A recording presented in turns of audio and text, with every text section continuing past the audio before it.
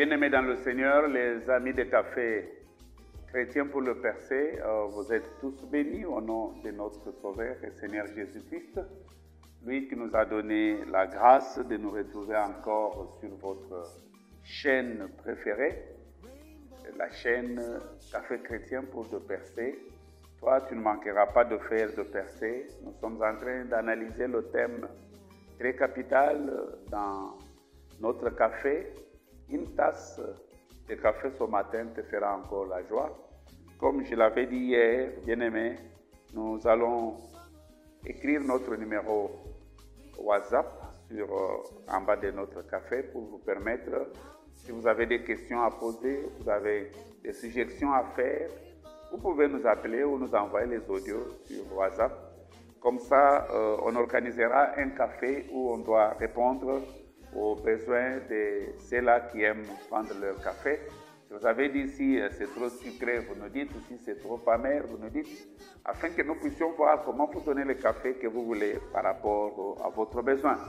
Mais pour ces instants, nous sommes en train d'analyser le petit destructeur de la destinée. Notre thème, c'est attraper le petit destructeur de la destinée. Notre texte de base, c'est Cantique des Cantiques, le chapitre 12e au verset 15. Là où la Bible nous dit, prenez-nous ce petit renard qui ravage nos vignes lorsque nos vignes sont en train de donner de fleurs. Lorsque ta destinée commence à s'épanouir, bien-aimé, le petit renard peut sortir, peut surgir pour détruire ta destinée. Et nous sommes à au quatrième petit renard que nous sommes en train d'attraper, que nous avons appelé la procrastination. La semaine passée, nous avons donné les causes de la procrastination et cette semaine, nous avons commencé avec les remèdes. Hier, nous avons vu le premier remède à la procrastination que nous avons appelé la force de la volonté. Et aujourd'hui, nous commençons le deuxième remède que nous appelons la force de l'habitude. La force de l'habitude. Bien-aimé, il faut créer de petits rituels pour vaincre le manque de motivation. L'habitude de faire doit remplacer l'habitude de ne pas faire. Et c'est très important, bien-aimé. Tout ça commence par là. Une fois que tu as une bonne volonté et que tu fais de ça maintenant une habitude, cela deviendra un caractère. C'est quoi alors une habitude? Une habitude, c'est une disposition acquise par des actes réitérés. C'est une disposition que nous avons, que nous pouvons avoir par la répétition de mêmes actes. Et vous constaterez quelqu'un qui ne fait que marcher peut-être la tête baissée plutôt. Vous verrez que plus tard, cette personne, son corps sera déformé par rapport à cette habitude qu'il a eu à acquérir. De même aussi, tu peux maintenant commencer à avoir l'habitude de ne pas procrastiner. Quand tu as une affaire, tu te forces à faire, même si tu ne parviens pas à avoir les résultats, mais force. C'est quoi une habitude? C'est la façon régulière de se comporter, d'agir et d'être. Donc, cette façon-là régulière, ce que tu fais, donc on peut appeler habitude ou coutume. C'est très important. Dans 1 Samuel 30, le verset 25, on nous montre une habitude qui est devenue une loi, qui est devenue une façon de faire, qui est devenue une coutume.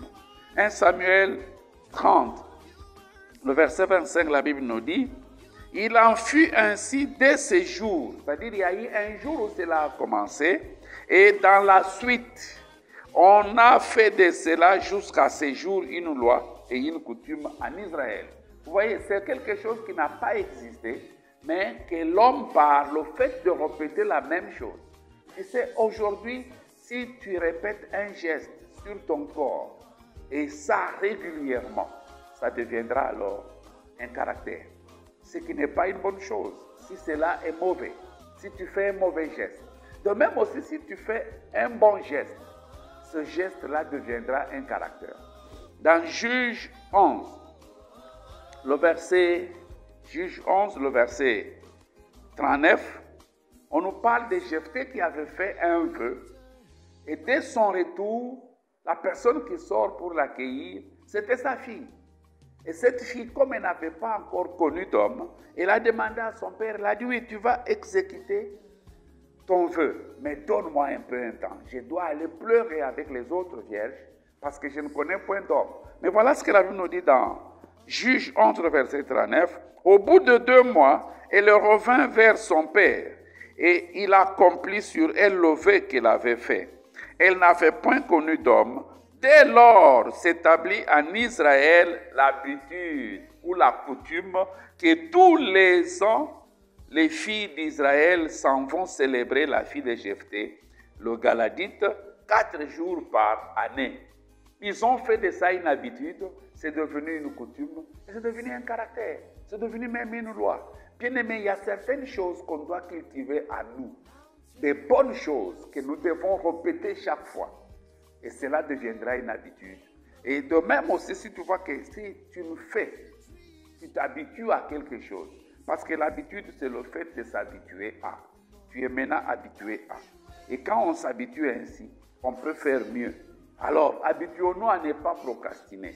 Habituons-nous à faire tout ce dont nous voulons faire au moment voulu, au lieu de ramener à demain ce qu'on pouvait faire aujourd'hui. Parce que la procrastination, c'est le fait de ramener à demain ce qu'on pouvait faire aujourd'hui. Dans Jérémie 2, le verset 24, la Bible me dit « Ânesse sauvage, habituée au désert, allaitante dans l'ardeur de sa passion, qui l'empêchera de satisfaire son désir. Tous ceux qui la cherchent n'ont pas à se fatiguer, ils la trouvent pendant ce mois. » Cette année s'est habituée à l'habitude du désert. Les autres animaux ne peuvent pas vivre dans le désert. Pourquoi? Parce qu'ils n'y sont pas habitués. Bien-aimé dans le Seigneur, si tu peux commencer par une habitude de ne pas remettre à demain ce que tu peux faire aujourd'hui, à ne pas remettre à 15 heures ce que tu peux faire à 11 heures, à ne pas remettre au février ce que tu peux faire au mois de décembre, tu verras que si cela devient une habitude, ça deviendra un caractère et la procrastination n'aura plus de fait sur toi. Que le Seigneur te bénisse. On se retrouve demain sur la même chaîne. Et surtout, n'oubliez pas de vous abonner. N'oubliez pas de vous abonner. Et quand vous êtes abonné, appuyez sur la clochette pour que nous puissions savoir que tu es en ligne. Et bien aimé, comme nous l'avons dit, nous disposons les numéros WhatsApp pour que vous puissiez nous envoyer vos questions, vos suggestions, vos demandes. Et par la grâce Seigneur et par l'aide du Saint-Esprit, on va satisfaire vos besoins. Ce café est à vous.